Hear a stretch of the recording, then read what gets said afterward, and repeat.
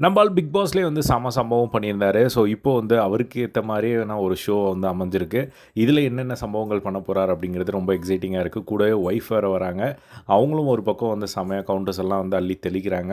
So, cook with Komali season 7 இந்த வாரம் start ஆகப்போகுது. அதில நம்ம கானா வினோத் அண்ட் பாக்கியா இவங்க 2 பேரும் வரப்போறாங்க. ஸோ, இப்போ இவங்க 2 பேருக்கும் வந்து ஒரு ஸ்பெஷலா ஒரு தனி ப்ரோமோ வந்து ரிலீஸ் பண்ணியிருக்காங்க.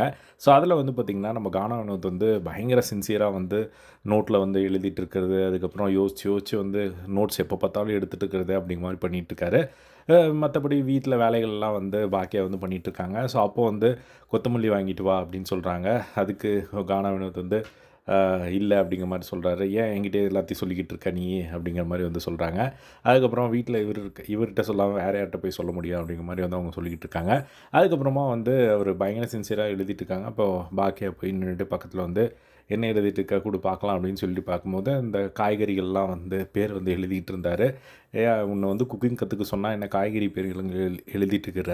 ஸோ இப்போ அங்க போயிட்டு அந்த ஷோல வந்து இன்னும் என்னென்ன பண்ண போறியோ தெரியல, என்ன பண்ண போறோமோ தெரியல" அப்படின்ற மாரி சொல்லும்போது, நம்ம காணவனும் இருந்துட்டு என்ன பார்த்துக்கலாம் விடு அப்படிங்கிற மாரி வந்து சொல்லிக்கிட்டு இருந்தத வந்து பார்க்க முடிஞ்சுது.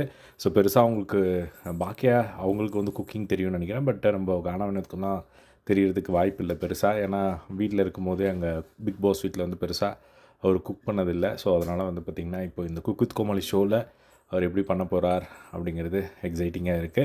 ஸோ அவர் சமையல தாண்டி அவரு அந்த ஷோல கடைசி வரையும் இருந்தார் அப்படின்னா, அந்த ஒரு ஃபன் எலமெண்ட்டே வந்து நம்மள என்டர்டெயின் பண்ணும்.